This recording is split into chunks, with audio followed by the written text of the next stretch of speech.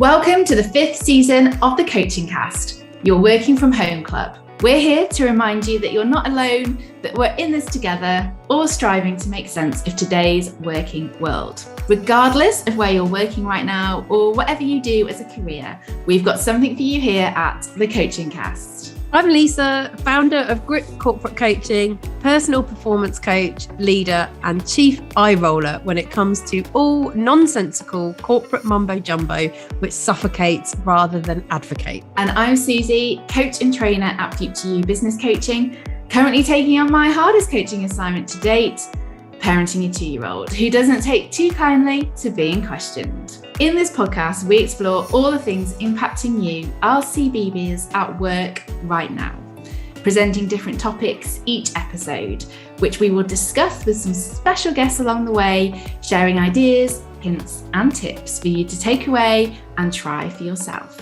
as well as having a few laughs, hopefully, too. We hope you enjoy listening.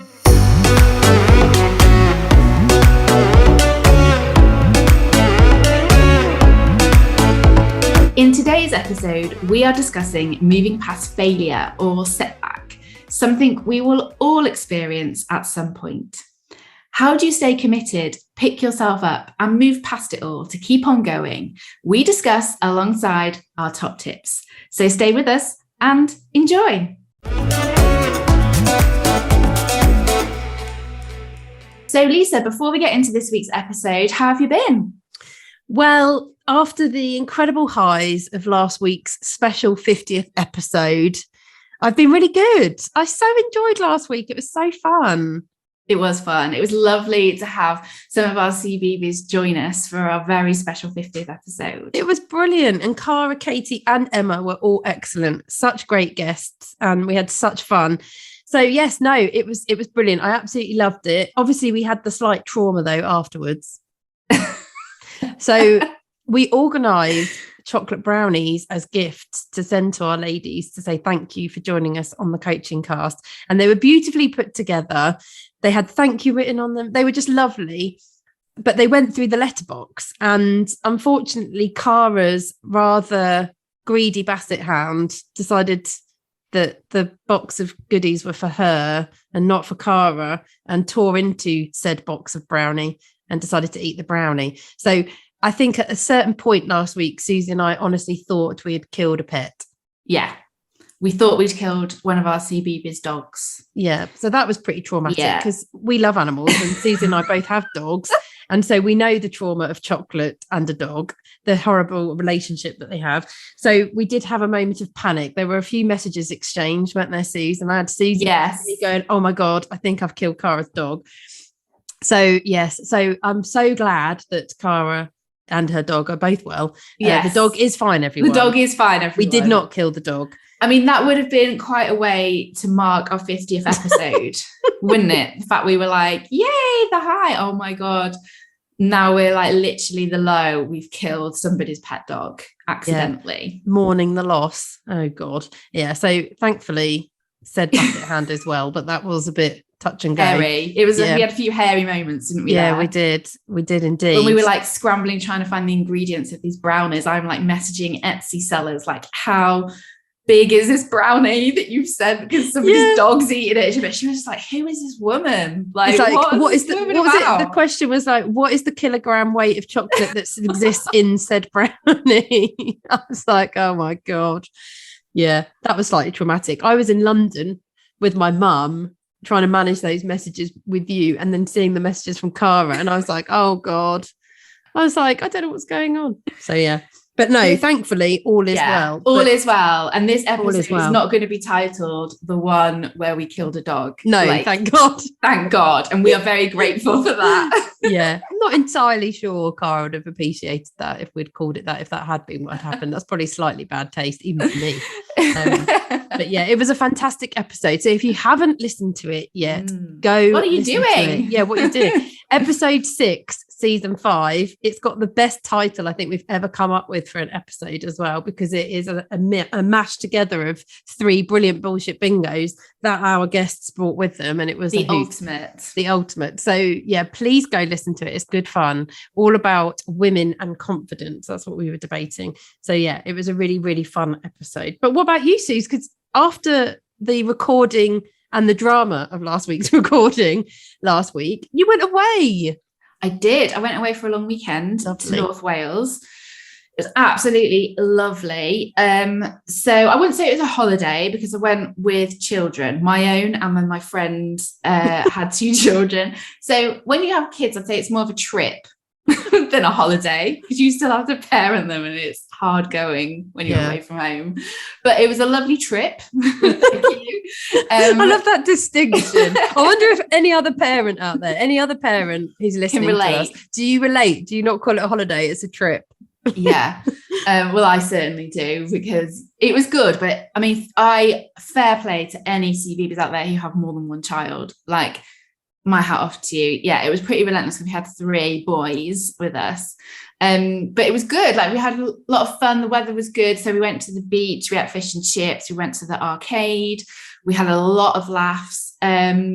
We drank quite a lot of wine. There was a hot tub at the cottage. So lush. That was cool. So like, me and my friends were in there. So yeah, it was really nice, actually. Nice to kind of get away. We had the whole drama because I've got an electric car now, which we've talked about before. We had to go in the electric car, but actually it worked out fine.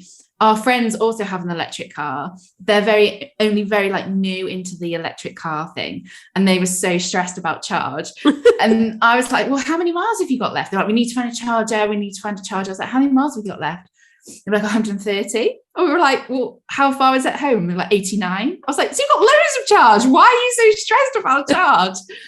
We're like living on the edge. It's kind of like, our journey was like 114 miles and we had like 89. Like, we definitely needed to find a charger because we weren't getting home. So we're just like, oh yeah, we'll find one, it'll be fine. They were just like not in the same. They were suffering a lot from the range anxiety that I've talked. I was gonna say, you and the range anxiety. It's so funny. But no, it was all good. We both made it home. Both parties made it home. So that was the main thing. But yeah, it was good. So that happened. Also, another thing that happened to me, which is shame. Like, but no work shame, parental shame. Oh God. A few people might relate to this, but oh my God, it was so embarrassing. So on a Friday, I don't work Fridays. I have my little boy on a Friday. And on a Friday morning, we go to a music class. Okay. And he's moved up into the preschool class now. And because of how old he is. And basically you get homework, which is it's just basically colouring. So you get given a sheet with like instruments on every week, different instruments. So this week there was like a flute and a saxophone, I think. I used to play the flute. I think we've talked about this before. Yeah, I'm still waiting for that demo that you promised me. Anyway, just call me Lizzo. I'm nowhere near as good as Lizzo. So anyway, I'd got said homework out in like following the music class and was like, Arthur, should we do the colouring? It's just like something to do. I think it was like one day on the weekend. And he was like not interested. So I started colouring it in because I actually quite enjoy colouring. I find it quite therapeutic and I quite enjoy it. So I just sat there thinking, oh, he'll see me doing it and he'll come and join me and like he'll get involved. So anyway, I was like colouring in. He was not interested. He just wanted to watch Paw Patrol, which is his latest obsession. So I think I was like, oh, right. And then I got distracted and I think I just went off and did something else. So then my husband packed it away because we were doing it on the table. I think we were like setting for dinner or something. I forgot about it, right? Didn't really think about it. Anyway, we go to music the following week. It's like, who's got their homework? So I was like, oh, Arthur, you've got your homework. He was like, me. So he took his folder up to the class. So there's a class of parents with their children, all about like age 3, 4, etc. Goes to the front of the class. She's like, oh, I just need to, she's going through this folder of sheets, like colouring sheets. Just find the latest one. She's like, oh, this was this week's homework. Pulls it out. It's my fucking neat colouring, excuse my language. So she clearly, and so does the whole of the parents, know that basically I have coloured that in, Arthur has not. And I'd forgotten that I'd done it, right? So I'm just sat there going, oh no, that's my colouring. Everyone now thinks that I've done that and put that in and making out that Arthur's done it. Like, it's so neat. Everybody knows, to the point where parents started laughing and shaking their heads because they were like, she was like, oh, the teacher was like, that's very neat. That's very, very neat. Well done, Arthur. Look how neat that is. And I'm just like, oh my God, goodness me. I need this hole to kind of appear and swallow me up, because this is so embarrassing, mortifying, but also the fact that I'd forgotten. And so I was just like, yeah, Arthur, take your homework up, go and go to the front of the class, actually just to humiliate myself. Oh my God, it was so embarrassing. What did you do? Did you admit that you'd done it? No, because I just kind of laughed and was like, there wasn't really it wasn't really the right opportunity to say, oh, that's me. Like, it kind of been and gone, and then they've moved on to the next activity. But everyone just thought I was an absolute They just thought you were a big cheat. Yeah, basically, which I was in that context. But because I was like, I can't elaborate on this, I can't give the story behind it. Oh, it was so embarrassing. What did Arthur do then? Did Arthur just go, yeah, it is, I did that? Yeah, he just went, yeah. Like nothing. Like she does this all the time. So he didn't admit that you'd done it. He didn't go, no, my mummy did that. No. He was like, yeah, cool. I was like, oh, shame. You've set something up now. So everyone now just thinks I'm like a fraud. Yeah, when it comes to the homework, the colouring in homework at music class. So yeah, that was quite shameful and embarrassing. But anyway. Okay. So yeah, this week's been quite eventful. Did that, nearly killed a dog, and went on holiday for a weekend. So a trip even. A trip.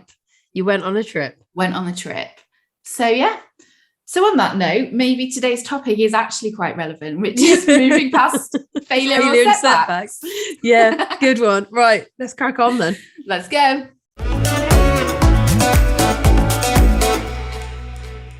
I'm pretty sure you will all have heard of Joe Wicks, the nation's favourite PT, fundraiser, and the guy who got many of us through the first lockdown with his PE with Joe initiative. The media often suggests that Joe's rise to fame was overnight, but actually it was a decade of hard work that led to his overnight success. 10 years of overcoming setbacks, persistence, and determination, all leading to the success of the body coach today. Joe is quoted as saying, many people give up on their dreams when it gets challenging, meaning they never work long enough to see successes coming in. So, Lisa, when I say failure to you, what emotions are conjured up for you? It is such a mixture. Like, I can feel myself wrestling with what I actually feel and what I feel like I should feel, which sounds probably a bit weird, but I mean in terms of I've done a lot of learning and reading around failure as a coach, but also as a manager in like previous sort of, roles, and looking at failure and how we should deal with failure and, what is the right thing to do when it comes to failure. But that doesn't always go to plan, does it? And I think that's where my mixed feelings come from. There's a real tussle between what I actually feel and what I feel like I should feel and how I should be a bigger, better person. And it's also an element of truth in terms of actually, I do have a real conflict of emotions around certain examples that I have of where I failed. So I do get the feelings of shame and disappointment and hurt and pain, actually. I mean, I do think failure can be so painful. I don't really know how else to describe it.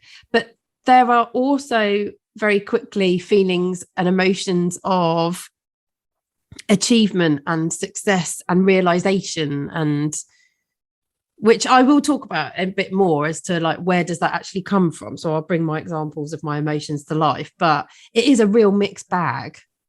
What about you? So actually very similar.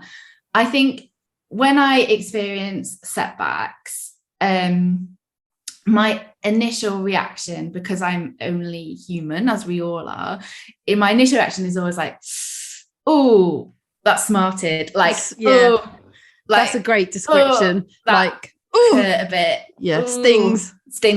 That stings. Because I've got an ego, as so does everybody. And when our ego gets a little bit bruised because we're not successful at something, of course it's gonna hurt. That's just natural, and that's real.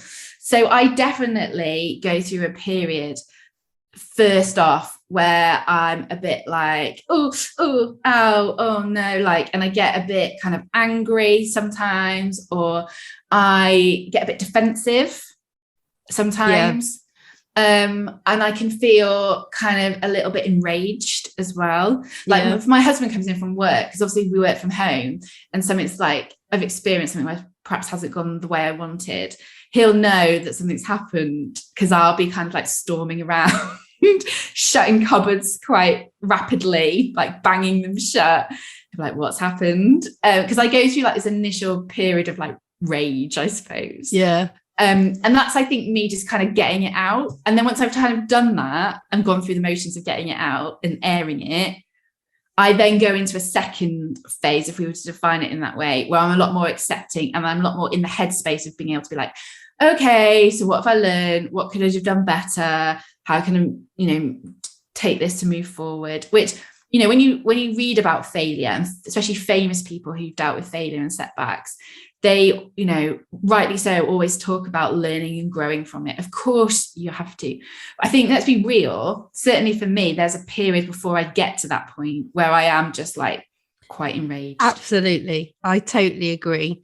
And I think I know what I'm like in terms of, I really hold myself to quite high standards. And I find actually that initial stage of emotion, reaction, and all that it brings quite difficult to deal with, because I'm always in a rush in my head to get to the learning, because I don't want to be in that space, not just because I don't like the feeling, but because all I can hear in my head, I'm quite guilty of this, is myself berating myself for even being there and going, you're better than this, sort it out, stop being immature, stop reacting in this way. Right. Look, and I have found that I actually find it quite difficult to be angry. I don't like it, and I've criticized myself for it quite heavily because I don't think it's okay. So I find that initial bit really hard. Like, and actually I've had to learn to go, oh, sod it. Like, you're allowed to be angry. You're allowed to be upset. You're allowed to be disappointed. You feel all these things because you cared so much about it. And that's a good thing, because you cared about it, and that's a positive. So then don't then be so harsh to yourself when you didn't get it. Like, it's okay to be disappointed and to feel like you've let yourself down. Like, that's just natural and it's normal. And actually, it's not very cool, I think, to pretend it didn't. It's a real weird time for me. I have to admit, I do like tussle. I get like a real like wrestling match internally around that bit. Yeah, but I think it is an element of just I don't like being angry. I don't think it's very cool. And actually, I can't remember where I read it. It might have been, actually, people are going to be like, oh, bloody hell, it'd be nice if she quoted someone else. I'm sure it was Elizabeth Day, my hero. Oh, I thought you were going to say Brené Brown. No, I think Brené does talk about it as well. She's my other hero, my heroines. I'm sure there's a debate that they've had before, maybe not together. I think it's separately. I'm sure Elizabeth Day has, I think, in actually some of her writing that I've read, about how women are not particularly comfortable with being angry and showing anger because of the criticism around it, and the fact that historically, if women showed anger, they were deemed crazy. And it's that really archaic, very historic view of the out of control woman, and how, definitely in like Victorian times, if women showed too much emotion, they were deemed as insane. And a lot of women were put into asylums for being emotional. So, I mean, I can't say, for God's sake, I'm not saying that's where mine comes from, but I do have this connotation of being angry as being ugly, and therefore wanting to avoid it, I think. Okay. and being out of control to some extent. But actually, I think what Elizabeth Day's point is actually you can have controlled anger and it's okay. Like you're allowed to be angry and to show emotion and to express yourself. That's quite normal. And again, it's that men do it. So why can't women do it? Men don't get called crazy if they do it.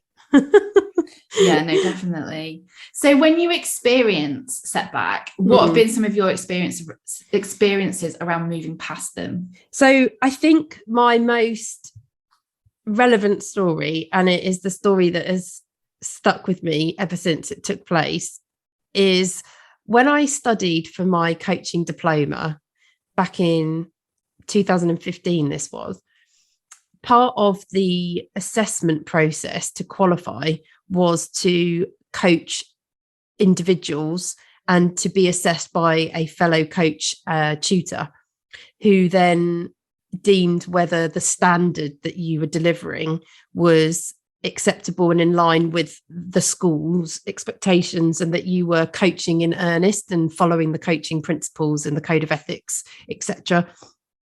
And I had to do 3 assessments for my diploma, and I failed my second one. Now, I had never failed anything to that point. So I'd managed to get to my 30s and actually not failed anything. I passed my GCSEs, my A-levels, I had high grades. I passed my degree, I got a high grade. I passed my driving test first time. There aren't many jobs that I've ever gone for that I didn't get.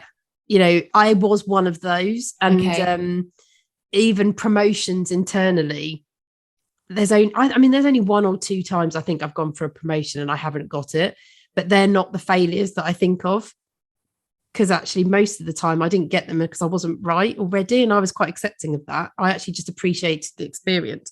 But this, I would say, was the first time I had done essentially a test and I'd failed a test.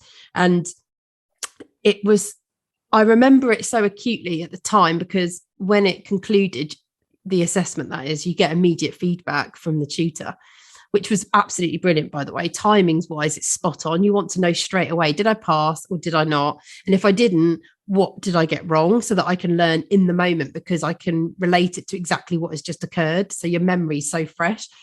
And it was so painful. So like, as you described, the smarting and the sting, I think actually I remember feeling breathless. Like I was so like upset. It was like knocked the wind out of me, because I wanted to pass so badly, because being a coach was something I wanted to do so badly, and I wanted to be really good at it. So to fail that second assessment was such a blow, but it was an incredible experience, because I would say it was my first, what I would describe, true experience of failure as an adult. And it was a failure around something I really wanted and cared about. But the way I moved past it was actually partly in credit to me and my resilience, for sure. I'm not taking that away from myself, but the tutor's feedback was so helpful. It was so constructive, so objective. It meant a lot. Like I could totally understand what she was saying. I could totally see and understand what I needed to do differently. So as soon as I received the feedback, I went in the toilet and cried, because I was at work. Went into the toilet, had a good old cry. Always helps. Always helps. I needed to get the emotion out. I was so emotional. You know, it was a disappointment. I wanted to get all the disappointment out. And then I went straight back onto the coaching system that we worked on as students. And I booked in my next assessment. And I booked it in for like 2 weeks later. I was like, I'm jumping back on that horse. Yeah. Like, I'm not going to let this hold me back. I'm not going to let this ruin my feelings about what I can do. I know what I need to do differently, and I can do it, because I'd passed my first assessment. You know, so I think it's so important to like get into perspective straight away, whatever this failure is, and understand it in the wider context of everything. Because I think that's some of the dangers we have when we fail in things, is we get lost so quickly in that failure and it becomes everything, and we use it to dictate who we are, what we're about. You know, it was interesting because we did talk about that a little bit actually with the CBBS in last week's episode about our confidence and what can get in our way. And I think that is something that us as females can do, is And I have to really manage quite closely. I have to make sure I know that the failure is not determining everything about me. Like it's not a comment on me. So I literally booked the next assessment there and then. And I spent 2 weeks practicing, watching coaching demonstrations online. And I did the assessment again. And I passed it. So that's great, because you have an opportunity to do this kind of second one repeat. And then actually I went on and did my third final assessment and I got a distinction. So, and I remember going into that third and final assessment going, you know what you're doing, you know what you did wrong before, but you know, you managed to correct it. You know what to do differently now. You're going to be fine.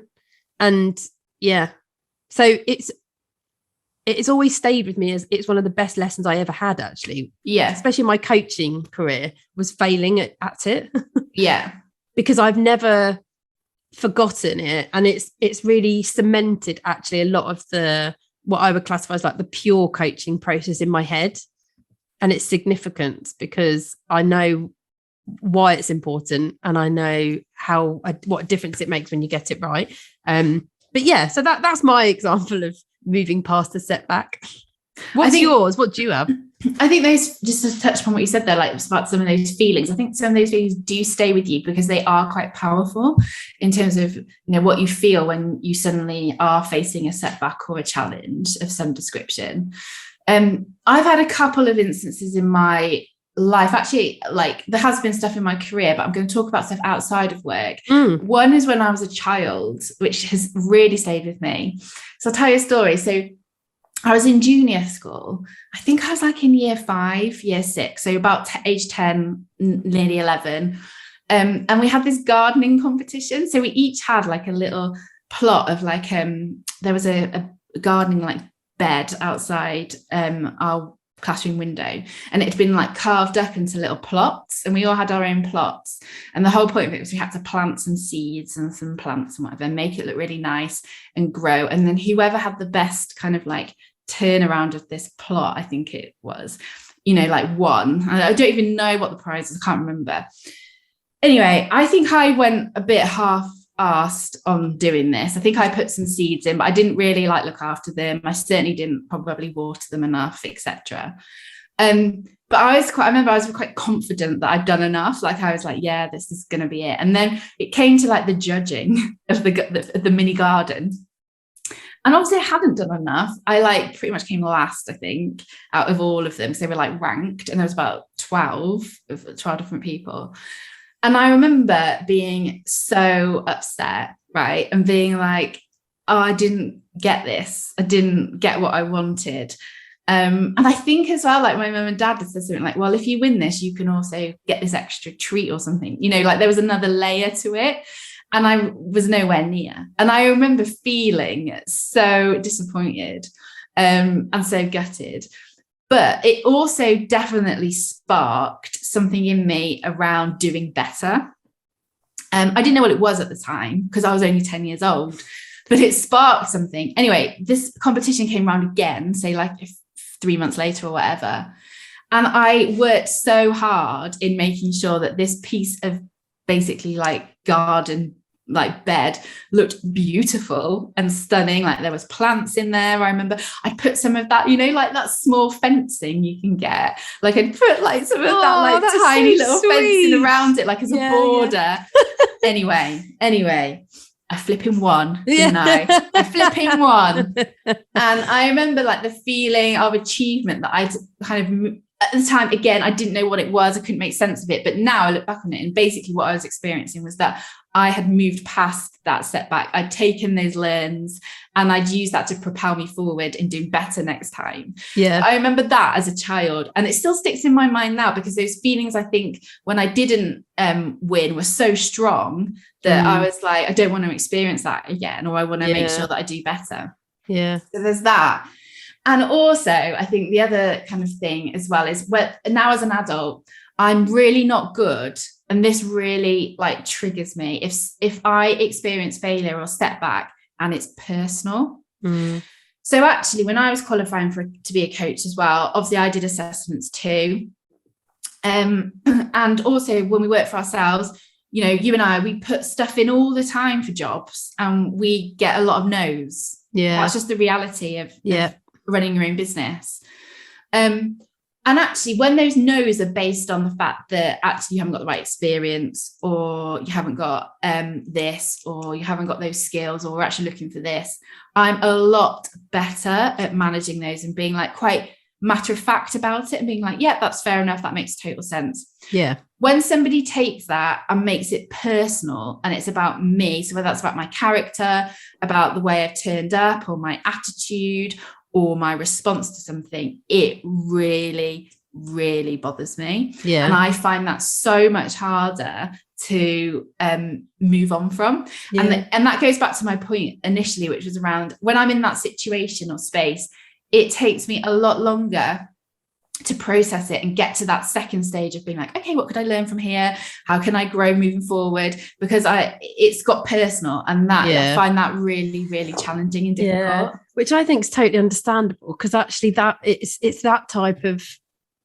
basis of failure that has been associated to who you are that is the hardest, because you are who you are, and it's based on a multitude of things and a multitude of time and experience. And especially because I would like to think that you like who you are. And so when someone doesn't then agree, that's really difficult, because absolutely, you know, that's really hard. Like, I don't like being disliked. You know, I am a bit of a people pleaser. I know I am. It's funny, actually. I am to an extent. If I don't like someone, I think it's fine, but I don't like it reciprocated. It's really weird. It's not, I mean, that's so double standards. It doesn't even make any sense. But it is true. But it's because I like who I am, and I assume that everyone else will. And if someone doesn't, or if they say I'm not the right fit, that's always quite hard to deal with. And it can be quite painful, because, you know, there is an element, I think, of we all want to fit in. And so that's quite difficult when someone says the door's shut on you, like you're not welcome here. And as I said, especially when I think if you like yourself and you've been working hard on the perception of yourself outwardly, when someone then starts breaking it down, it's natural to then become defensive and natural to get upset about that, because we all, you know, your natural instinct will be to protect yourself. So it's really hard. So why do you think we often just want to give up then when things get tough? I think it is actually related to what I was talking about, and that is the view of others. It's like very few of us fail in private. You know, it's very public what happens to us when things go wrong, because we're interacting with one another all the time. And in the context of work, well, it's with other people. You don't work solely, you know, you don't really work solo. And when things go wrong, it's very unlikely that it's just you who experiences the failure. Like, it's got an audience. I'm not talking about like huge audience. We're not celebrities, not yet anyway.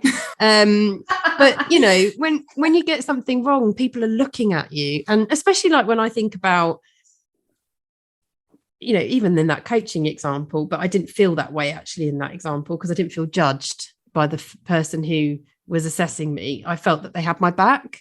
I do think that's part of why I was able to move past that so quickly, actually, in many ways, is I felt that the person failed me to help me.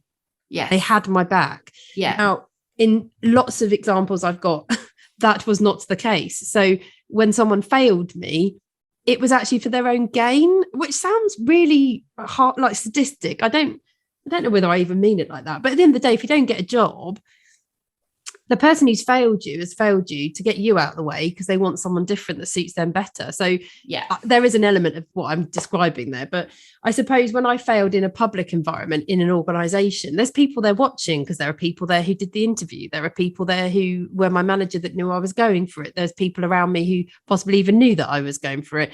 And there is an expectation of all of them as to, well, what's happened? You know, and you have to explain yourself to people in an element of that. And there is an element of judging going on. You know, and you can't escape it. I don't care what anyone says. No one is completely non-judgmental.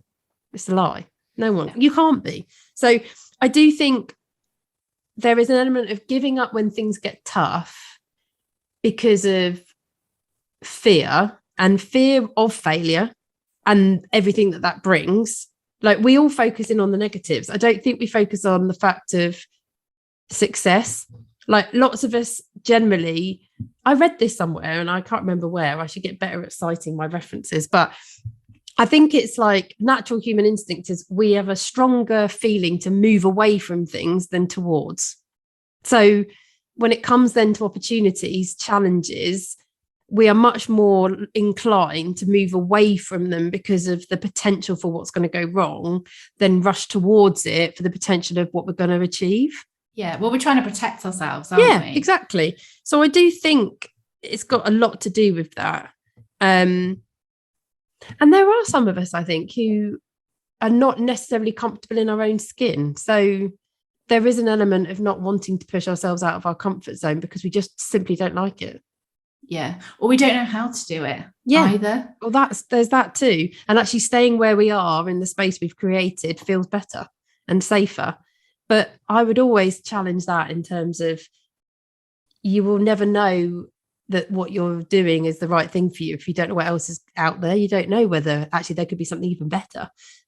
I do this with things like my husband, when he forces me to do outdoorsy things that I don't particularly like.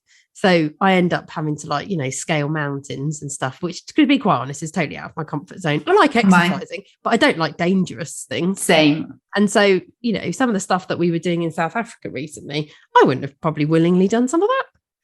But if it wasn't for Dom going, think about how you will feel when you've reached the top, when it'd be an amazing achievement when you've got to the top, the whole way up, I'm going, yeah, but what about when I break my ankle? Or what about when I fall off the side of the mountain? Or what about when we get to the top and then I trip over? I think about the negatives and the fact that they may have to get like the National Park Service of South Africa out to airlift me down. Winch you off. Yeah. Whereas Dom's going, think about how amazing it's going to be when we get to the top. Think about how you're going to feel. Think about the view. I'm just like, all I was thinking about when we were climbing some of these mountains was the beer at the end. But yeah, I think that has got a lot to do with it. I do think as well there's an element of this will pass. Yes. None of it, when things go wrong for us, they're not permanent. Not really. I'm saying this now and I'm being a bit hesitant about it. I think in the context of like work, I'll keep it in work because that's actually probably the truest of where that statement I've just said actually lives. But in a work situation or even educational, actually, none of it's permanent. And there's very few situations, I think, where you don't have the opportunity to try again. And as I sort of originally said, I do think it's about remembering that it doesn't define who you are, no matter how you feel at the time. And doesn't matter how someone else potentially has made you feel at the time. It doesn't define who you are. And you have every opportunity to change that definition and to try again. I was thinking about it actually, because a good example that fits into exactly what I'm saying is, a couple of years ago, I applied to work for a coaching organisation and I didn't get it. Well, I applied again this year and I got it. Now, that may also be because they've forgotten about me and they've misplaced that application from 2 years ago. But I doubt it very much. I'd like to think it's because I've grown and got more experience and I'm more relevant and useful to them now. And equally, maybe they're better for me right now in my situation. Yeah, it wasn't the right time before. No, but you see what I'm saying? Like you do have the opportunity often to try again in situations like work. As I said, I'm not talking about bigger, wider things going wrong necessarily. I know it's not applicable to everything, but in general, in the main, I think you have the opportunity to try again.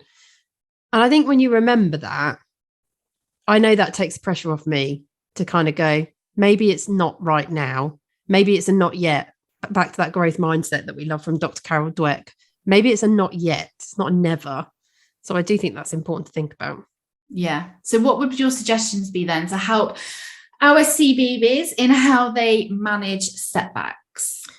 I think probably the first thing is do better than I do, which is sit with it, feel it all, and allow yourself to be angry, to be upset, to be frustrated.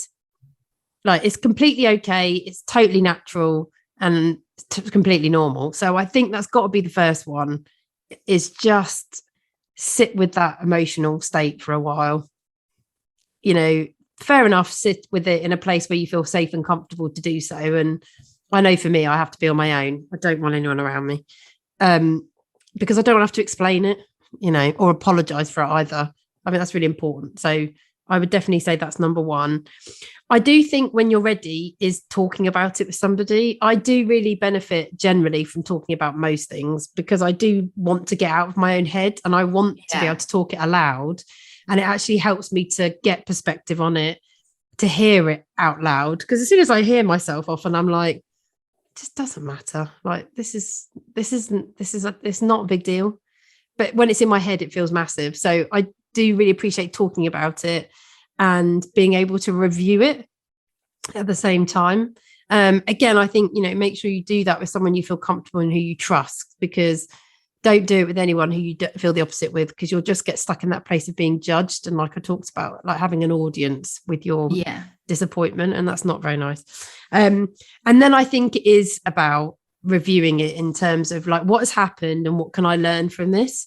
There will always be opportunities in failure to be better. You will learn things about yourself. There'll be things you'll do differently. I think many times when I've failed at something, I've acknowledged that I wasn't good enough on the day, and I wasn't the right person, or I didn't have the right skill set, or I took the wrong approach, or I didn't prepare well enough. Like, I can't really think of a time when I didn't do very well at something and I couldn't pinpoint it down to my own actions. You are going to have those instances when you don't get the job and it's because the face didn't fit. Like, unfortunately, that's life. It does happen. It's bloody annoying. But I'm actually quite accepting of that, because I just think, well, if this one wasn't right for me, there will be another one that is. And I do think part of my learning tip is take action straight away. Like, I do think taking action of any kind is only ever a positive, and it helps you to immediately move out of the space that you're in and the last action you took and on to the next thing. And that really helps me. So I would definitely recommend that as well. Definitely. To build off that, when you talk there about reviewing like the situation, I think also just in this like world society that we live in now, everything is instant. We have instant messages and marketing on social media, our need for instant TV, instant everything. Do you know what I mean? It's like the word of the world right now. But actually, when you think about it and you look back on those stories about Joe Wicks, when you think about some of the stories around some other kind of Oprah Winfrey, for example, like she went through a number of rejections before she got to the point where her kind of career exploded. They do feel, potentially when you're talking about celebrities, can feel like a little bit unrelatable, but actually they all started somewhere, and they have all been through, a path themselves. I sometimes find reminding myself of that actually quite helpful, that it's not just me, that everybody, whether they talk about it openly or not, everybody at some point will experience some form of setback or failure, whatever you want to define it as.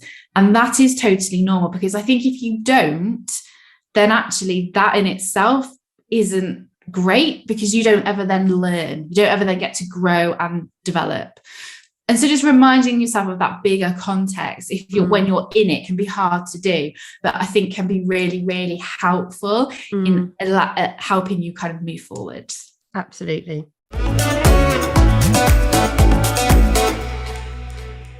It's time for this week's workplace shame. So this is where we share an embarrassing workplace story from one of our listeners, or one of us if times are desperate. Luckily, today is not one of those times, because my stories are becoming more and more inappropriate and not a good idea to support my career if I share them. So this week, we actually have a listener story. So I'm going to read this story out. So this person's story is based around a customer meeting. So they worked in an organization in quite a senior position, I think, from the description in their story. So a senior manager position. They were attending a customer meeting with a member of their team. So this was an important customer of theirs, and they were discussing a review of their account with said business. Anyway, they're sitting around a circular table in a meeting room. And this individual, our listener, starts feeling a little bit sniffly. So I believe from the description, it was summer. So they had hay fever, which actually I'm struggling with at the moment. Anyway, they were getting a bit sniffly and they didn't have a tissue. So we've all been there. You're in a situation. It's a small room. It's only a small table. There were only 3 individuals. So it was this person, the member of their team, and the customer sitting around quite a close environment. So this is clearly pre-COVID. And they've got the sniffles, but they've got no tissue. So they're sniffing away. And then all of a sudden, they blow out of their nose slightly. So they do a motion. Is all I can get across on the microphone. Anyway, a bogey flies out of their nostril and lands right square in the middle of this table in front of the customer and their team member.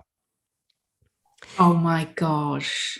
They're unable to do anything about it without making it too obvious. But clearly everyone has seen it. Everyone has seen this bogey fly out and land in the middle of the table. And they just proceed to continue with the meeting with this bogey in the middle of the table. Oh, this is so, I'm actually cringing in my seat. It's awful. I'm literally retracting in my body language. Like, this is awful. This is shame. It's so bad. It's so bad. And then they just conclude the meeting by the sounds of things from what they've sent to me. They just conclude the meeting and they leave with that bogey just. Oh gosh. Oh my goodness me. It's awful. Oh my God, that's such an awful shame story, but a good shame story. It's a really good one. Thank you so much, listener. But thank you so much, CBB, who sent that in. It's brilliant. I know you've asked to remain anonymous, which is fair enough. Yeah, I think that's only suitable. So yes, so if you have a workplace shame that can possibly contest with that one, then you're all welcome here. Yeah, please do send it through to us. Just email it to hello@thecoachingcast.co.uk, or remember, you can always message us directly on Instagram by searching for The Coaching Cast. And don't worry, all workplace shame stories, apart from Susie's and mine, will get kept anonymous. They'll get the VIP treatment. We don't get that, unfortunately. No.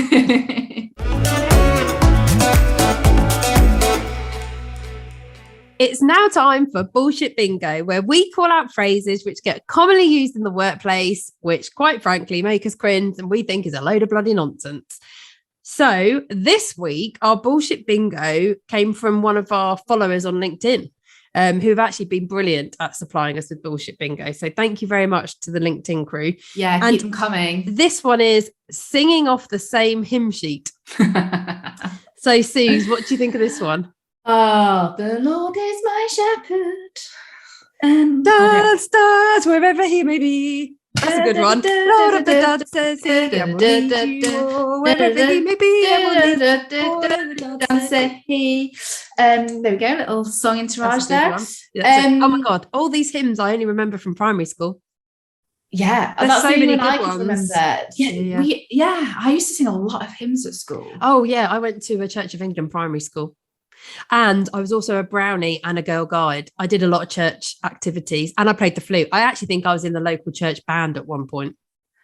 Wow. What a CV. I know. Who would know? All my skills. I have so many. Yeah. I used to do girl guides on a Sunday. So many times did I have to hold the flag and walk down the church. Yeah. Well, I bet you did a lot of singing off the same hymn sheet then. Yeah. I mean, I wasn't very good, but yeah, my auntie is also a vicar as well. Did you know that? No, I did not know that. Yeah, that's pretty cool. Vicar. Yeah. She's a vicar. She's a vicar in Herne Bay in Kent. Shout out to Carol. Yeah, my Auntie Carol. Big love to Auntie Carol. Yeah, Auntie Carol. She's a Rev. Actually, I never know if I get her actual religious title correct. But I think Reverend Carol Smith. I think that's right. Hang on, let me just check her out on Facebook. I think it's Reverend Carol Smith. Yeah. Well, I'm sure she will definitely love this Bullshit Bingo then, singing off the same hymn sheet. Yeah, she probably won't like the fact we swore, but yeah. Yeah, that's true. Although I always say this, do people of the cloth despise swearing, or do they not swear as well? Vicar at Church of England. It was vicar. Okay. Okay, fine. Sorry, Auntie Carol. But have you used this bullshit bingo? Oh, without a doubt. I'm sure I've said singing off the same hymn sheet. I mean, like, for someone who's not religious, but obviously has had quite a religious career. Yeah, I've definitely used this. I've used this. I think I've used it in a family context. I think this comes up in the home. Wow, really? I don't think I've ever used it in a home context. Or maybe it's just my house. I'm sure my family have used it. I'm sure my mum said. Auntie Carol was round. Maybe. I'm sure my dad's used it. I think even my mum's used it, singing off the same hymn sheet. Yeah, I've definitely used it. It's quite a classic one. It's a classic. This is historical. This has historical relevance. Yeah, it's got a lot of gravitas against it. It's a big one. It's a classic. It's up there. I think it sits in the English like vocab. Yeah, absolutely. So if you've got any bullshit bingos that you hear at work or come across, we need to hear from them because we've only got 2 episodes left of this season. Yes, we've already got any episodes left. We're nearly at the end. We're going to start planning season 6. So get them in to get your bullshit bingos featured in season 6.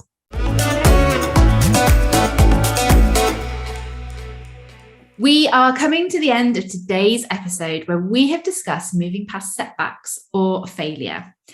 Our top tips and recommendations from today's episode are: number 1, feel all those feels. Sit with those emotions and just be with them. Let them happen. Let them come. Let them move away. But actually just kind of let it happen, because then you'll find it easier to transition to that second phase, which I talked about in terms of, okay, what can I now learn from this situation? Top tip number 2, talk it through with someone who you trust.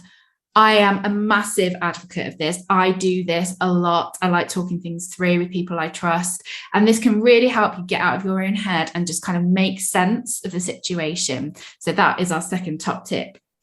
Number 3, review the situation and identify the learnings and then take action immediately. So think about Lisa's story with her coaching assignment. She took action pretty much immediately and rebooked doing it, took the learnings, off she went, passed second time, absolute winner. So think about how you can review and take the action to move yourself forward. And top tip number 4, remind yourself of the bigger picture. Seek out those stories, whether that's the story we shared today about Joe Wicks and his rise and setbacks he encountered with the launch of the Body Coach, but also stories we talked about Oprah Winfrey. There's loads if you Google them, but seek out actually some reassurances that everybody goes through failure and setback, and that is totally normal. So do not worry. We also have some self-coaching questions that you can ask yourself. Number 1, what do you need to let go of? Number 2, what positive feedback would you give yourself right now? And number 3, what would you do if you had no fear? Don't worry if you can't remember all of these top tips and self-coaching questions. They will be on our Instagram page at The Coaching Cast this week for you to refer back to.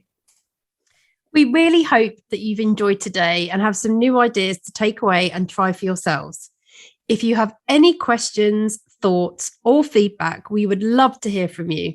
You can contact us in 3 ways: on email at hello@thecoachingcast.co.uk, on Instagram at thecoachingcast, and finally, you can contact us through our website, www.thecoachingcast.co.uk.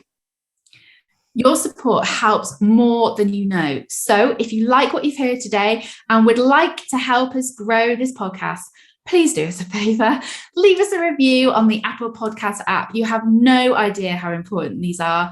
Hit subscribe wherever you listen and give us a follow on Instagram at The Coaching Cast.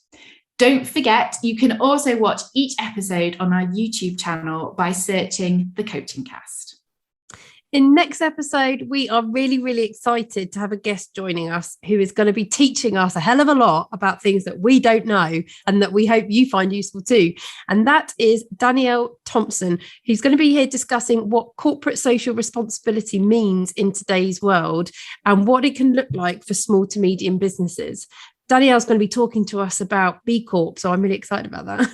I know. We're going to learn more about it. Absolutely. And this is a subject which came through from you, our CBeebies, when we asked what topics you would like us to cover for this season. So we're really excited for this episode, which will be out next week.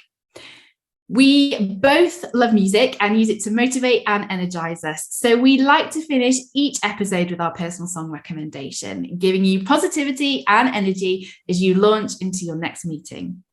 It's my choice this week, and I have chosen Blue, Haven't Found You Yet, which is their brand new song from 2022, and it is so good. You're so 90s noughties. It's so hilarious. Blue is basically the soundtrack to my uni days. I was obsessed with them. I still am. I did not know this. I've learned something new about CB. And they've got a brand new single out. Haven't Found You Yet. It's really good. It was also Song of the Week last week on Radio 2 because I'm an avid Radio 2 fan now. So am I.